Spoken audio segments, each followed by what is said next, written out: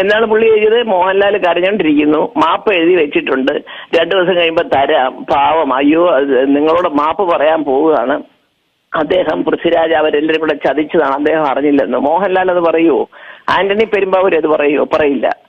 കാരണം ഈ സ്ക്രിപ്റ്റ് എന്ന് പറയുന്നത് 1ാമത്തെ പേജിലെ 1ാമത്തെ വാചകം മുതൽ ഒന്നിച്ചിരുന്ന് വായിച്ചവരാണ് അവരെല്ലാവരും, പല ആവർത്തി. അത് വായിച്ച് പലർക്കും പല സീനിന്റെ ഡയലോഗ് കാണാപ്പാടമായിരുന്നു. അപ്പൊ അങ്ങനെയുള്ള പിന്നെ പൃഥ്വിരാജിന് ആരെ ചതിക്കണമെന്ന് ഇപ്പൊ പറയുമ്പോ ന്യൂസിലൊക്കെ പറയുന്ന അതൊക്കെ അങ്ങനെ പറയുള്ളൂ. ഇപ്പൊ അത് ദൃശ്യമാധ്യമമായാലും അച്ചടി മാധ്യമമായാലും എന്തെങ്കിലും കിട്ടിക്കഴിഞ്ഞാൽ കുറച്ച് പൊടിപ്പും തൊങ്ങലും വെച്ച് നിങ്ങളൊക്കെ പറയും, നിങ്ങളുടേതായിട്ടുള്ള രാഷ്ട്രീയ അഭിരുചികൾ അതിൽ കാണും, പിന്നെ വ്യക്തിവൈരാഗ്യം കാണും. ഇത് സിനിമയിലുണ്ട്, ഇതിപ്പോ ഒരു ആദ്യത്തെ സംഭവമൊന്നുമല്ല. ഞാനിത് കുറെ ദിവസമായിട്ട് ഇങ്ങനെ കാണുന്നുണ്ട്. പൃഥ്വിരാജിന് കൊടുത്ത ഒരു സാധനം നിങ്ങളടക്കമുള്ളവർ പറഞ്ഞു ഒരു ഹോളിവുഡ് ലെവലിലുള്ള പടമാണെന്നും പറഞ്ഞ് പലരും പറഞ്ഞു. എനിക്ക് വരുന്ന 100,000 മെസ്സേജ് ഞങ്ങളുടെ കോപ്പി നിങ്ങൾക്ക് വേണേൽ ഞാൻ പ്രിന്റ് ഔട്ട് എടുത്ത് അങ്ങോട്ട് തരാം. കുറെയൊക്കെ ഡിലീറ്റ് ചെയ്ത് കുറെ ഇനിയും കിടപ്പുണ്ട്.